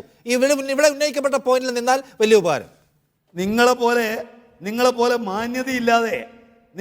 മാന്യതയില്ലാതെ കേരളത്തിലെ മുഖ്യമന്ത്രിയെ ആനക്കള്ളലെന്നും CPM-ന്റെ ആളുകൾ എച്ചിലെന്നുള്ള പറഞ്ഞാൽ വർത്തമാനം പറയാൻ അറിയാത്തോണ്ടല്ല, പക്ഷെ കേൾക്കുന്നത് ജനങ്ങളാണ് എന്നുള്ളത് ഞാൻ പറയാതിരിക്കാം. അതിനേക്കാൾ മികവുറ്റ വാക്കൊക്കെ എനിക്കറിയാം. നിങ്ങൾ നേതാക്കന്മാരെ ആനക്കള്ളനേക്കാൾ വലിയ വാക്കുകൾ എനിക്കറിയാം. പക്ഷെ ഞാൻ പറയില്ല, കാരണം എനിക്ക് നിങ്ങളെ പോലെ മാന്യതയില്ലാതില്ല. ഞാനിവിടെ സംസാരിക്കുന്നത് മീഡിയ വണ്ണിനോടാണ്. മീഡിയ വൺ എന്നെ ക്ഷണിച്ചിട്ടാണ് വന്നത്. നിങ്ങൾ BJP-ക്കാരും പറയുമ്പോൾ മിണ്ടില്ല, കോൺഗ്രസ്സുകാരും പറയുമ്പോൾ മിണ്ടില്ല. നിങ്ങളാവട്ടെ ഞങ്ങൾ ഖണ്ഡിക്കേണ്ട വാദങ്ങൾ നിരന്തരമായിട്ട് ഉന്നയിക്കുകയാണ്. അതിന് മറുപടി പറയുമ്പോൾ അത് സമ്മതിക്കില്ലെന്ന് പറഞ്ഞ് എങ്ങനെ ശരിയാവുക? ഇവിടെ കേരളത്തോട് കാണിക്കുന്ന അന്യായം ഞാൻ ചോദിക്കട്ടെ. 21, 22 നിങ്ങൾ ഉണ്ടായിരിക്കുന്നത് 21, 22 മുതൽ കേരളത്തിന്റെ കടം വെട്ടിക്കുറച്ചു എന്ന് പറയുന്നത് എന്ത് ന്യായ? 19,120 കോടി 21, 22 വർഷത്തെ പണത്തിൽ വെട്ടിക്കുറവ് വരുത്തിയിരിക്കുന്നു എന്ന് പറഞ്ഞാൽ എന്ത് ന്യായ? അത് ന്യായമാണെന്ന് പറയാൻ വേണ്ടി കഴിയോ? കേരളത്തിന്റെ ഖജനാവിലുള്ള ട്രഷറിയിലുള്ള 18,000 കോടി രൂപ കേരളത്തിന്റെ കടമാണ് എന്ന് ധനകാര്യമന്ത്രി പറഞ്ഞാൽ അത് ന്യായമാണോ? ഓഫ് ബജറ്ററി ലോണ് ഇന്ത്യയിൽ എവിടെയും കടത്തിന് ഇളക്കപ്പെടുന്നില്ല, കേരളത്തിൽ പെടുത്തുന്നു. അത് ന്യായമാണോ? അത് ന്യായമല്ലെന്ന് പറയാൻ എനിക്ക് അവകാശമില്ലേ? ഉമ്മൻചാണ്ടി ഗവൺമെന്റ് കൊടുത്തതിന്റെ 4 ഇരട്ടി വീട് ഇവിടെ കൊടുത്തിട്ടുണ്ട്. 3,70,000 വീട്. അത് പറയാൻ എനിക്ക് അവകാശമില്ലേ? കേന്ദ്ര ഗവൺമെന്റ്, BJP-യുടെ ഗവൺമെന്റ് ആയിരക്കണക്കിന് കോടി രൂപ മുതലാളിമാരുടെ കയ്യിൽ നിന്ന് വാങ്ങിയിരിക്കുന്ന പണം ഒരൊറ്റ കോൺഗ്രസ്സുകാരന്റെ നാവനങ്ങുന്നില്ലല്ലോ. ഞങ്ങൾ ഓരോ മുതലാളി കയ്യിൽ നിന്നും അങ്ങനെ പണമാക്കുന്നില്ല. ഞാൻ ഓർമ്മിച്ച് പറയും, ഒരു വൻകിട മുതലാളി കയ്യിൽ നിന്നും ഞങ്ങൾ പണമാക്കുന്നില്ല. എന്ത് പണമാക്കുന്നു എന്നാണ്? പിന്നെ നിങ്ങൾക്ക് എല്ലാം സംഘാടക സമിതി വെച്ചല്ലേ ഇത് നടത്തിയത്? കൺവീനർ ജില്ലാ കളക്ടർ അല്ലേ? നവകേരള സദസ്സിന്റെ എല്ലാ ജില്ലയിലുമുള്ള അതിന്റെ സംഘാടക സമിതിയുടെ ചെയർമാൻ ആരാ? അതിന്റെ ചെയർമാൻ MLA ആണ്. അതിന്റെ കൺവീനർ കളക്ടറാണ്. കളക്ടറോട് ചോദിച്ചാൽ അതിന് കണക്ക് പറയും. ബേജാറാവേണ്ട കാര്യം. ഞാൻ ഒരു പൊതുമേഖലാ സ്ഥാപനത്തിന്റെ ചെയർമാനാണ്, ഗവൺമെന്റിന്റെ ഭാഗമാണ്.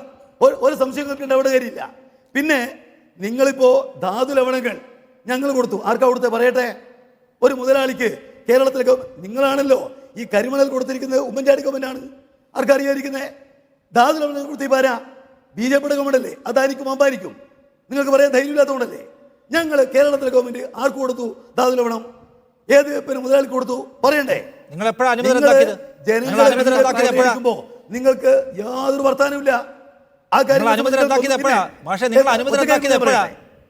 ധനകാര്യങ്ങൾ പരിശോധിക്കുമ്പോ അല്ല, ഞാൻ ഒറ്റ കാര്യങ്ങൾ പറഞ്ഞ് അവസാനിപ്പിക്കാം. ധനക്കമ്മിയിൽ ഇന്ത്യയിൽ ഏറ്റവും കുറഞ്ഞ സ്റ്റേറ്റ് ഇപ്പൊ കേരളമാണ്, 3.4. റവന്യൂ കമ്മി 2.4. RBIയുടെ കണക്ക് വന്നല്ലോ കഴിഞ്ഞ ആഴ്ച. പറഞ്ഞെന്താ? നികുതി വരുമാനത്തിൽ ഈ കഴിഞ്ഞ കൊല്ലം ഏറ്റവും വലിയ നികുതി വരുമാനമുള്ള ഒന്നാമത്തെ സ്റ്റേറ്റ് കേരളം.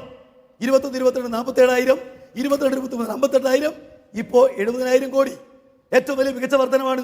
കുടിശ്ശിക പിരിക്കുന്നതിൽ ഒന്നാം സ്ഥാനം കേരളത്തിനാണ്. പിന്നെ ഏത് കാര്യത്തിൽ പുറകിലുണ്ടെന്നാ പറയുന്നത്? ലൈസൻസ് പ്രിന്റ് ചെയ്ത് കൊടുക്കുന്നതിൽ പുറകിലാണ്, ഉച്ചക്കഞ്ഞി കാര്യത്തിൽ പുറകിലാണ് എന്ന പ്രശ്നമുണ്ട്. സാമ്പത്തിക പ്രതിസന്ധിയുടെ കാരണം കേന്ദ്ര സർക്കാർ ഇപ്പോൾ പുതിയ സാഹചര്യത്തിൽ നമ്മളോട് ധനകാര്യ കമ്മീഷന്റെ ക്രൈറ്റീരിയ കാര്യത്തിൽ ഒക്കെ നമ്മൾ പ്രയാസം അനുഭവിക്കുന്നുണ്ട്. യാഥാർത്ഥ്യമാണ്. നിങ്ങൾ ഈ ക്ഷാമകാലത്തെ നിങ്ങൾ തന്നെ പറയുന്ന എല്ലാ വാദവും അംഗീകരിക്കുന്നുണ്ട്. കേന്ദ്ര സർക്കാർ, ധനകാര്യ കമ്മീഷൻ ഇതൊക്കെ അംഗീകരിക്കാം. ഈ ക്ഷാമകാലത്ത് കാണിക്കുന്ന അച്ചടക്കം നിങ്ങൾ കാണിക്കുന്നുണ്ടോ? നിങ്ങളുടെ PR പരിപാടികളെല്ലാം വളരെ ഭംഗിയായി നടക്കും, ബാക്കിയെല്ലാം പെൻഡിങ്ങിൽ എന്ന പ്രശ്നമുള്ളതാണ്. ചർച്ചയിലേക്ക് വീണ്ടും ഇതിനകത്ത്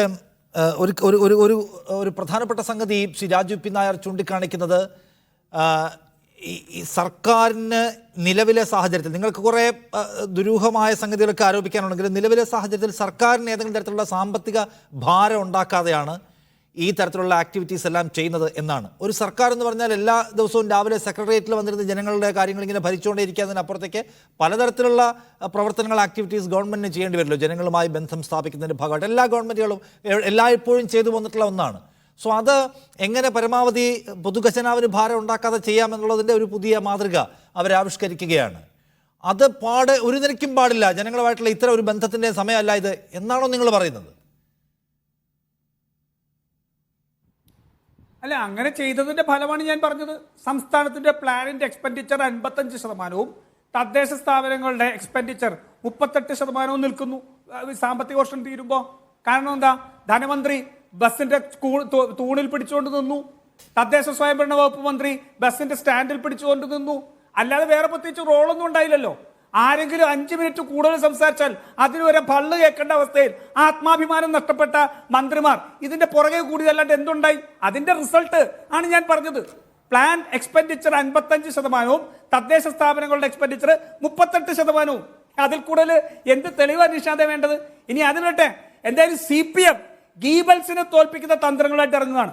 എൻ്റെ ഓർമ്മ ശരിയാണെങ്കിൽ മീഡിയ 1 ചാനലിൽ വെച്ചാണ് പ്രകാശൻ മാഷ് ഇതിനു മുമ്പ് ഒരു പ്രാവശ്യം ഉമ്മൻചാണ്ടി ഗവൺമെന്റിന്റെ വീടുകളെ സംബന്ധിച്ച് പറയുന്നുണ്ടായി. അന്ന് 8,000 എന്നാണ് പറഞ്ഞത്. അന്ന് ഞാൻ ഈ ചാനൽ വെച്ച് തന്നെ കണക്കുകൾ നിരത്തി അതിനെ ഖണ്ഡിച്ചു. അവരക്ഷരം മറുപടി പറയാൻ കഴിഞ്ഞില്ല. എന്നിട്ട് വീണ്ടും അതേ കള്ളം എടുത്തുകൊണ്ട് വരിക. പ്രകാശൻ മാഷ് ചുരുങ്ങിയ പക്ഷം ഞാനിരിക്കുമ്പോൾ, ഇതേ ചാനലിരിക്കുമ്പോൾ നിങ്ങൾക്ക് അന്ന് കിട്ടിയതിന് മറുപടി ഉണ്ടായിരുന്നില്ല എന്നുള്ളതെങ്കിലും വേണ്ടേ?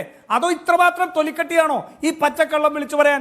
എന്താ ഈ സർക്കാരിന്റെ KT ജലീൽ ഉൾപ്പെടെ AK ബാലൻ ഉൾപ്പെടെ ഈ സർക്കാരിന്റെ മന്ത്രിമാർ പറഞ്ഞ കണക്ക്, ആ പറഞ്ഞ കണക്ക് 2011-12 മുതൽ 2015-16 വരെ 4,14,552 വീടുകൾ ഉമ്മൻചാണ്ടിയുടെ സർക്കാർ തീർത്തു. ഇല്ലേ? നിങ്ങൾ പറഞ്ഞു, ഇവിടെ പ്രകാശൻ മാഷ് പറഞ്ഞു ഇനി മാറ്റരുത്.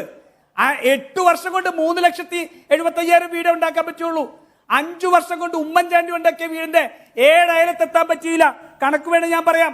2,74,616 ഇന്ദിരാവാസ് യോജന, പട്ടികജാതി വികസന വകുപ്പ് 24,887, പട്ടികവർഗ വകുപ്പ് 17,588, ഗ്രാമപഞ്ചായത്തുകൾ 71,710, മുനിസിപ്പാലിറ്റികൾ 12,938, കോർപ്പറേഷനുകൾ 12,815. അന്ന് ഞാൻ അങ്ങയോടൊരു ഉപദേശം കൂടി തന്നിരുന്നു. ആ ഞങ്ങളുടെ ശമ്പളം കൊടുത്ത് അവിടെ വെച്ചിരിക്കുന്ന മണ്ടന്മാരോട് നിങ്ങൾക്ക് ഇത്രത്തെ മണ്ടൻ കണക്ക് നാണം കെടാൻ വന്ന് പറഞ്ഞു തരരുതെന്ന് മാഷും ചെന്ന് പറയണമെന്ന് പറഞ്ഞു. അത് ചോദിച്ചിട്ടുണ്ടാവും മാഷ്. എന്നിട്ടും കള്ളം പറയാ. എന്തിനാ മാഷ് RSSനെ തോൽപ്പിക്കുന്ന ഈ വ്യാജ പ്രചരണമായിട്ട് ഇറങ്ങുന്നത്? എന്തിനാ? നിങ്ങളൊരു ഇടതുപക്ഷം നിങ്ങൾ ഇപ്പോഴും പറയുകയല്ലേ, എന്നിട്ട് ഇങ്ങനെ കള്ളം പറയാവോ? ഇതാണ്. ഇനി ഉമ്മൻചാണ്ടിയുടെ കാലത്ത് ഒരു വികസനം ഉണ്ടായില്ല. ആരാ മാഷെ കണ്ണൂർ എയർപോർട്ട് ഉണ്ടാക്കിയത്? ആരാ മാഷെ കൊച്ചിയിൽ മെട്രോ ഉണ്ടാക്കിയത്? അതിനുശേഷം വന്നല്ലോ 8 വർഷമായാലോ 2 കിലോമീറ്റർ. അന്ന് ഉമ്മൻചാണ്ടി ഉണ്ടാക്കിയതിൽ നിന്ന് 2 കിലോമീറ്റർ കൂടുതൽ ഉണ്ടാക്കാൻ പിണറായി വിജയന് സാധിച്ചിട്ടുണ്ടോ? ഉണ്ടോ? ഒന്ന് പറഞ്ഞേ. എന്നിട്ട് വിഴിഞ്ഞം ആരാ ഉണ്ടാക്കിയത്? അപ്പൊ ഈ പറയുന്ന മുഴുവൻ പദ്ധതികളും നടത്തിയ ഒരു ഉമ്മൻചാണ്ടി ഗവൺമെന്റിനെ കുറിച്ച് ഒരു ഇതുണ്ടായില്ല. ഇനി മാഷൊന്ന് പറ, പിണറായി വിജയന്റെ 8 വർഷക്കാലം കൊണ്ട് ഒരു പദ്ധതി ആവിഷ്കരിച്ച് നടപ്പിലാക്കി ഈ പൂർത്തീകരിച്ച ഒരു പദ്ധതിയുടെ പേര് മാഷ് പറ. നാണം വേണ്ട മാഷ ഇങ്ങനെ വന്നിരുന്ന് കള്ളം പറയാൻ? ഇങ്ങനെയാണോ? നിങ്ങൾ പരാജയപ്പെട്ടൊരു ഗവൺമെന്റാണ്. ഈ ഗവൺമെന്റ് തുടങ്ങിയ കാലം മുതൽ ഈ കരിമണൽ കർത്തായ്ക്ക് വേണ്ടിയിട്ട് വിടുവേല ചെയ്ത് ഈ രാജ്യത്തിന്റെ, ഈ സംസ്ഥാനത്തിന്റെ ധാതു ലവണങ്ങൾ ഉൾപ്പെടെ ഇവിടുത്തെ റിസോഴ്സസ് വിൽക്കാൻ വേണ്ടി മകളുടെ പേരിൽ മാസപ്പടി മേടിച്ച അഴിമതിക്കാരനായ മോഷ്ടാവാണ് കേരളത്തിന്റെ മുഖ്യമന്ത്രി. അതെ, ഒരു സംശയം വേണ്ട, തുറന്നു പറയും. ഇന്ന് പറഞ്ഞ എങ്ങനെയാണ് മുഖ്യമന്ത്രി ആ ഫയലിൽ ഇടതുമുന്നണിയുടെ നയത്തിന് വിരുദ്ധമായി, CPM നയത്തിന് വിരുദ്ധമായി, സർക്കാരിന്റെ പ്രഖ്യാപിത നയത്തിന് വിരുദ്ധമായി, CPM പോളിറ്റ് ബ്യൂറോയുടെ നയങ്ങൾക്ക് വിരുദ്ധമായി, ഈ ഭരണപരമായിട്ട് മറ്റു വകുപ്പുകളുടെ ചുമതലയിൽ ഇടപെടുന്ന പോലും പാടില്ല എന്നിരിക്കെ ഒരു ഫയൽ വിളിച്ച് അതിന്റെ മുഴുവൻ ലീസ് റദ്ദാക്കാനുള്ള പോകുന്ന സമയത്ത് അത് തിരുത്തിയത് എങ്ങനെയാണെന്ന് പുറത്തു വന്ന ദിവസമാണ്. അത്രയും വലിയ കള്ളത്തരം കാണിച്ചിട്ട് ഞങ്ങൾ അദ്ദേഹം കള്ളത്തരം കാണിച്ചു എന്ന് പറയുന്നതാണോ കുഴപ്പം? അതാണോ കുഴപ്പം? ഒരു കാര്യം കൂടി, നവകേരള സദസ് നടത്തിയപ്പോ അത് മൊത്തം ദൂർത്താണ് എന്ന നിലയ്ക്ക് നിങ്ങൾ വലിയ ക്യാമ്പയിൻ ചെയ്തു, വലിയ തോതിൽ നിങ്ങൾ വിമർശനം ഉന്നയിച്ചു. അപ്പൊ സർക്കാരിന് അത് കഴിഞ്ഞിട്ട് അതിനുശേഷം വേണമെങ്കിൽ അത്തരം പരിപാടികൾ ഒഴിവാക്കാമല്ലോ. വീണ്ടും അതേ കോൺഫിഡൻസിൽ സർക്കാർ അതിന്റെ തുടർ നടപടികളുമായി വീണ്ടും ജനങ്ങളിലേക്ക് വരികയാണ്. എന്ന് വെച്ചാൽ നവകേരള സദസ് ഫ്ലോപ്പായിരുന്നു നിങ്ങൾ ക്യാമ്പയിൻ ചെയ്യാൻ ശ്രമിച്ചെങ്കിലും അങ്ങനെയല്ല, അത് ജനങ്ങൾക്കിടയിൽ ഇമ്പാക്ട് ഉണ്ടാക്കിയിട്ടുണ്ടെന്ന് ഗവൺമെന്റിന് കോൺഫിഡൻസ് ഉണ്ടല്ലോ. അതുകൊണ്ടാണല്ലോ സർക്കാരും CPM വീണ്ടും ഇതിനെ ഇറങ്ങിത്തിരിക്കുന്നത്. മറിച്ചാണെങ്കിൽ അവരിതിന് മെനക്കെടുവോ? ഇല്ല. നിഷാദെ, കോൺഫിഡൻസ് അല്ല. ഇവിടെ നേരത്തെ സൂചിപ്പിച്ച പോലെ ഈ സർക്കാർ അഴിമതിയുടെ പടുക്കുഴിയിൽ വീണ് മൂക്കച്ചം മുങ്ങുന്ന നേരത്ത് അതിൽ നിന്ന് ചർച്ച വഴിമാറ്റാൻ വേണ്ടി ചെയ്യുന്നതാ. ഒന്ന് ആലോചിച്ച് നോക്കൂ. മീഡിയ വൺ ഇന്ന് എടുക്കുന്ന ചർച്ച മറ്റു ചാനലുകൾ എടുത്തിട്ടുണ്ട്. ഇന്ന് എടുക്കേണ്ട ചർച്ച എന്തായിരുന്നു? കരിമണൽ കർത്തായെ പിണറായി വിജയൻ എങ്ങനെയാണ് സഹായിച്ചത്, അതിന് പ്രതിഫലമായിട്ട് എങ്ങനെയാണ് പണം കൈപ്പറ്റിയതെന്നുള്ള നഗ്നമായ അഴിമതി, അത് സംസാരിക്കേണ്ട ദിവസമാണ്. ആ ദിവസത്തെ ചർച്ച മാറ്റിവിടണം. ഇനി ഇതിന്റെ പേരിൽ കുറെ രക്ഷാപ്രവർത്തനം വേണ്ടി നടത്തും. കുറെ രക്ഷാപ്രവർത്തനം നടത്തി ഈ നാട്ടിൽ കലാപമുണ്ടാക്കിയാലും തങ്ങളുടെ അഴിമതിയെ മൂടി വെക്കാൻ വേണ്ട കാര്യം നടത്തും. ഇതൊന്നും കൈ നനയാതെ നടക്കുന്നതല്ലേ? ഇതാണ് ഞാൻ പറഞ്ഞത്. ഈ പാർട്ടി സംവിധാനത്തിന് കണക്കില്ലാതെ പിരിക്കാൻ അവസരമുണ്ടാക്കി കൊടുത്ത് അവർ ഞങ്ങൾ കക്കുന്നു നിങ്ങളും കട്ടോളൂ എന്നുള്ളൊരു മെസ്സേജ് കൊടുത്ത് അതിന് കേരളത്തിന്റെ തദ്ദേശ സ്വയംഭരണ സ്ഥാപനങ്ങളെ ദുരുപയോഗം ചെയ്ത്, ഉദ്യോഗസ്ഥരെ ദുരുപയോഗം ചെയ്ത് മുന്നോട്ട് പോവുകയാണ്. സർക്കാർ സിനാരിയോ മാറ്റാനുള്ള ആസൂത്രിതമായ ശ്രമം നടത്തുകയാണ്, അഴിമതിയാണെന്നുള്ള ആരോപണം താങ്കൾ ആവർത്തിക്കുകയാണ്. ശ്രീ ആനന്ദ് കൊച്ചുകൂടി നോക്കൂ, ജനങ്ങളുടെ പൾസ് ഇത്തരം പരിപാടികൾക്കെല്ലാം എതിരാണെങ്കിൽ അത് നന്നായി മനസ്സിലാക്കാൻ ശേഷിയുള്ള മെക്കാനിസം CPM പോലെ വേറെ ഒരു പാർട്ടിക്കുണ്ടോ? CPM അറിയാമല്ലോ എന്താണ് ഗ്രൗണ്ടിൽ നടക്കുന്നത്.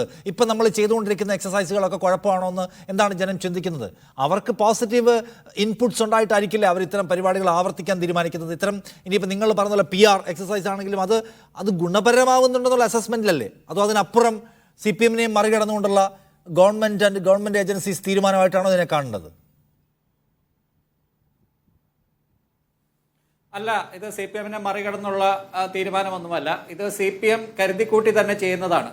ഈ സർക്കാർ നവംബർ ആകുമ്പോഴത്തേക്കും ഈ സർക്കാർ നിലയ്ക്കും, ഈ സർക്കാരിന്റെ പ്രവർത്തനങ്ങൾ നിലയ്ക്കും എന്ന് അതിന് മുൻപത്തെ മാസങ്ങളിലെ പത്രം വായിച്ചാൽ, നമ്മുടെ നാട്ടിൽ ഇപ്പോൾ പത്രം വായന ആൾക്കാർ കുറവാണ്. ഒക്ടോബറിലും സെപ്റ്റംബറിലും ഒക്കെ പത്രങ്ങളിൽ വാർത്ത വന്നിരുന്നു. ആ സമയത്ത് നമ്മുടെ ധനമന്ത്രി ബാലഗോപാൽ എഴുന്നേറ്റ് എന്നിട്ട് പറഞ്ഞു ഇതെല്ലാം വ്യാജ വാർത്തയാണ്, ഇവിടെ കോൺഗ്രസ് പത്രങ്ങളാണ് ഇങ്ങനെയൊക്കെ വാർത്തകൾ കൊടുക്കുന്നതെന്നൊക്കെയാണ്. അതിനുശേഷം ഈ പൈസ കയ്യിലില്ലാതെ വന്നപ്പോൾ ഇവരെ നാട്ടിലേക്ക് തെണ്ടാൻ ഇറങ്ങിയിരിക്കുകയാണ്. ഇപ്പൊ ഈ നവകേരള സദസ് എന്ന് പറയുന്ന പരിപാടി എന്തായിരുന്നു? ഇത് ശരിക്കും ഒരു ബക്കറ്റ് പിരിവ് തന്നെയല്ലേ വേറൊരു തരത്തിൽ നോക്കിയാൽ. പക്ഷെ സർക്കാരാണ് ബക്കറ്റുമായിട്ട് പിരിക്കുന്നത്. ഉദ്യോഗസ്ഥരോട്, സ്വന്തം ബ്യൂറോക്രസിയോട് പറയുകയാണ്, നിങ്ങൾ മുതലാളിമാരോട് പോയിട്ട് നിങ്ങൾ റെസീറ്റ് പോലും കൊടുക്കാതെ പണം പിരിച്ചോണ്ട് വരാൻ പറയാണ്. GST ഓഫീസർമാരോട് പറയാണ്, ഇത് വെറുതെയാണ് ഇവിടെ സംസ്ഥാനത്ത് GST പിരിവ് കുറയുന്നത്. ഇവിടെ ശ്രീ പ്രകാശൻ മാസ്റ്റർ പറഞ്ഞു ഇവിടെ ഏറ്റവും കൂടുതൽ നികുതി പിരിക്കുന്ന സംസ്ഥാനമാണ്, ഏറ്റവും കൂടുതൽ കൂടി എന്നാണ് പറഞ്ഞത്. ഈ കണക്കുകൾ പലതരത്തിൽ നമുക്ക് അവതരിപ്പിക്കാം, ചെറിപ്പിക്ക് ചെയ്ത് അവതരിപ്പിക്കാം. 2016 മുതൽ 2021 വരെയുള്ള 5 വർഷത്തിൽ നമ്മുടെ മുൻ ധനകാര്യമന്ത്രി തോമസ് ഐസക്ക് 2% ആ 5 വർഷത്തിൽ നമ്മുടെ GST വരുമാനത്തിലുള്ള വർധന. ഗുലാത്തി ഇൻസ്റ്റിറ്റ്യൂട്ട്, ഈ നമ്മുടെ കേരളത്തിലുള്ള ഗുലാത്തി ഇൻസ്റ്റിറ്റ്യൂട്ടിന്റെ കണക്ക് പ്രകാരം ഏറ്റവും കുറവ് GST വരുമാന വർധന ഉണ്ടായ സംസ്ഥാനം കേരളമാണ്.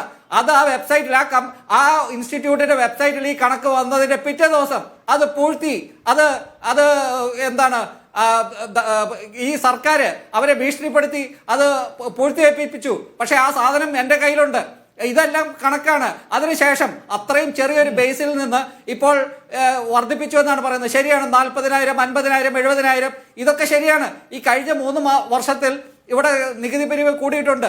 2016 എനിക്ക് ഓർമ്മയുണ്ട്, തോമസ് ഐസക്ക് ഇവിടെ ധനകാര്യമന്ത്രിയായിട്ട് ചാർജ് എടുത്തപ്പോൾ അതിനു മുൻപ് ധനകാര്യമന്ത്രിയായിരുന്ന KM മാണിയും ഉമ്മൻചാണ്ടിയും ഒക്കെ വളരെ നിശിതമായിട്ട് വിമർശിച്ച് ധവളപത്രമൊക്കെ ഇറക്കി, വൈറ്റ് പേപ്പറൊക്കെ ഇറക്കിയിട്ടാണ് ഞങ്ങൾ ഇവിടെ ഭയങ്കരമായിട്ട് വലിയ കാര്യങ്ങൾ ചെയ്യുമെന്നൊക്കെ പറഞ്ഞത്. ഇവിടെ ഇപ്പോൾ കള്ളക്കണക്കുകൾ, ഈ ഗീബൽസിന് തന്ത്രമുണ്ടല്ലോ, ഒരു കാര്യം 10 തവണ പറഞ്ഞാൽ അത് സത്യമാകും, അല്ലെങ്കിൽ 100 തവണ പറഞ്ഞാൽ സത്യമാകും. ഈ നവകേരള സദസ്സിന്റെ ഒക്കെ ഒരു സൈക്കോളജി അതാണ്. ഈ നവകേരള സദസ്സ് തുടങ്ങിയ കാസർഗോഡ് മുതൽ ഞാൻ ശ്രദ്ധിച്ചുകൊണ്ടിരിക്കുകയാണ്. ദിവസവും ഇവർ ഓരോ സദസ്സിലും പറഞ്ഞുകൊണ്ടിരുന്നത് കേന്ദ്രം ഞങ്ങളെ ജരിക്കുകയാണ്. അതൊരു നറേറ്റീവായിട്ട് മാറി. ഇപ്പോൾ ഇവിടുത്തെ കേരളത്തിലെ പ്രതിപക്ഷം എന്ന് പറയുന്നത് തികച്ചും പരാജയമായിട്ടുള്ള ഒരു പ്രതിപക്ഷമാണ്. UDF ഇവിടെ ചാനൽ സ്റ്റുഡിയോകളിൽ ഇരുന്ന് ഘോരം പ്രസംഗിക്കും. പക്ഷേ ഈ കുറെ യൂത്ത് കോൺഗ്രസ്സുകാരും KSUക്കാരും അടികൊണ്ടു. അവസാനം തിരുവനന്തപുരത്ത് എത്തിയപ്പോൾ കുറച്ച് കൂടി എന്നുള്ളതിനപ്പുറം ഇതിനെ ഒന്നും പ്രതിരോധിക്കാൻ ഇവിടെ ഒരു സമരം ചെയ്യാൻ പോലും പറ്റാത്ത ഒരു പ്രതിപക്ഷം ഇവിടെ എക്സ്ട്രാ പോയിന്റ് താങ്കൾ വെക്കാം. ഇത് ഒരു ജനകീയ പ്രതിരോധം ഉണ്ടാക്കിക്കൊണ്ടുവരാൻ കഴിയുന്നില്ല എന്നുള്ള ഒരു സംഗതി കൂടി അദ്ദേഹം പറയാണ്. അല്ല, ശ്രീ പ്രകാശ് മാഷ, സമയം അവസാനിക്കുകയാണ്. താങ്കളുടെ ഒരു ഫൈനൽ ടേക്ക് എന്താണ്? അതെ, ധാരാളം കാര്യങ്ങൾ പറഞ്ഞ് അതിനുള്ള മറുപടിയാണ് ഞാൻ പറയേണ്ടത്. തദ്ദേശ സ്വയംഭരണ സ്ഥാപനങ്ങളുടെ ചെലവിനെ പറ്റി ഞാൻ പറഞ്ഞു. ഞാൻ ചോദിക്കട്ടെ, ഇന്ത്യ രാജ്യത്ത് എവിടെയെങ്കിലും നേരത്തെ കോൺഗ്രസ് ഭരിച്ചതോ ഇപ്പോൾ ഭരിക്കുന്നതോ ഏതെങ്കിലും ഒരു സ്റ്റേറ്റിൽ സംസ്ഥാന ഗവൺമെൻറ് കിട്ടിയ പണം തദ്ദേശ സ്ഥാപനങ്ങൾക്ക് കൊടുക്കുന്നതിൽ ഉണ്ടോ? ഈ കേരളത്തിലല്ലാതെ ഞങ്ങളാണല്ലോ കൊടുക്കാൻ ആരംഭിച്ചത്. പിന്നെ ഉമ്മൻചാണ്ടി വീടെടുത്ത് പറഞ്ഞു, ഉമ്മൻചാണ്ടി കൊടുത്ത വീടിന്റെ സഹായമാണ് എന്ന് പറഞ്ഞാൽ 70,000 രൂപ, 50,000 രൂപ, 20,000 രൂപ. ഇവിടെ അങ്ങനെയല്ല. ഓരോ വീടെടുക്കാനും 4 ലക്ഷം രൂപ വീതം കൊടുക്കാൻ ഇടക്കാർ സംസാരിക്കലെന്ന്. ഓരോ വീടെടുക്കാനും 4 ലക്ഷം രൂപ കൊടുക്കുകയാണ് കേരളത്തിലെ ഗവൺമെന്റ്. 3.25 ലക്ഷം വീട് അങ്ങനെ ഉണ്ടാക്കിയതാണ്. ഒരു വീട്ടിൽ 20,000, 50,000 കൊടുത്തിട്ട് ഇത്ര ലക്ഷം കൊടുത്തു. അത് കേന്ദ്ര പദ്ധതിയാ കുറെ. അങ്ങനെയല്ലല്ലോ. ഇവിടെ 3,70,000 വീട് എടുത്തു കൊടുത്തിരിക്കുന്നു. ഒരു വീടിന് 4 ലക്ഷം രൂപ ഇന്ത്യ ചരിത്രത്തിൽ എവിടെയുമില്ല. പിന്നെ കണ്ണൂർ എയർപോർട്ട്, ഞാൻ ചോദിക്കട്ടെ, എയർപോർട്ട് ഉദ്ഘാടനം ചെയ്ത് ഉമ്മൻചാണ്ടിയാണല്ലോ. ഉമ്മൻചാണ്ടി ഉദ്ഘാടനം ചെയ്തിട്ട് അത് ഒറ്റ വിമാനം വന്നില്ലല്ലോ. ഇവിടെ കേരളത്തിലെ പുതിയ ഗവൺമെന്റ് വന്നിട്ടാണല്ലോ അത് ഉദ്ഘാടനം ചെയ്തത്. പിന്നെ ഈ ഗവൺമെന്റിന്റെ കാലത്ത് നിങ്ങൾ ഈ ഗവൺമെന്റ് നടത്തിയിരിക്കുന്ന വികസന പ്രവർത്തനങ്ങൾ ഞാൻ പറയാം. ഒരു ജനാധിപത്യ മര്യാദ കാണിക്കണം കേട്ടോ രാജ്യത്ത്. ഒരു ജനാധിപത്യ മര്യാദ കാണിക്കണം. ജനാധിപത്യ മര്യാദ കാണിക്കണം. ഞാൻ പറയുന്നത് കേട്ടാൽ രാജ്യത്തിന് പ്രയാസമുണ്ടാവും. ഞാൻ ഒരു കാര്യം പറയാം. ഈ ഭവന നിർമ്മാണ പദ്ധതിയുടെ സ്പ്ലിറ്റിൽ താങ്കൾ പറഞ്ഞതിൽ പ്രശ്നമുണ്ടെന്നാണ് ശ്രീ പ്രകാശ് മാഷ് അദ്ദേഹം പറഞ്ഞത്. ഈ കേരളത്തിൽ വന്നിരിക്കുന്നു. ഇൻഫ്രാസ്ട്രക്ചർ ഉണ്ടാക്കുന്നതിൽ പിണറായി വിജയൻ സർക്കാർ ദീർഘദൂരം മുന്നോട്ട് പോയിട്ടുണ്ട്. ഹൈവേകൾ ഉണ്ടാക്കുന്നതിൽ, അല്ലെങ്കിൽ ഗെയിൽ പോലെയുള്ള പദ്ധതികൾ കൊണ്ടുവരുന്നതിൽ പിണറായി വിജയൻ സർക്കാർ മുന്നോട്ട് പോയിട്ടുണ്ടെന്നാണ്. അതേസമയം കണക്കുകൾ വെച്ച് നമുക്ക് തർക്കിക്കാമെന്ന വാദം രാജു പിതാർ ആവർത്തിക്കുകയാണ്. ഇനി എന്റെ സമയം ഒന്ന് അവസാനിച്ചു. ഈ മുഖാമുഖം പരിപാടി എങ്ങനെയാണ് ജനങ്ങളിലേക്ക് എത്തുക, ജനങ്ങൾ എങ്ങനെയാണ് അതിനെ എടുക്കുക എന്നത് അത് നടക്കുമ്പോൾ തന്നെ നമുക്ക് കാണേണ്ട കാര്യമാണ്. Thank you CM Prakashan, Raju P Nair, Sree Anandi ചർച്ചയിൽ പങ്കെടുത്തതിനോട്.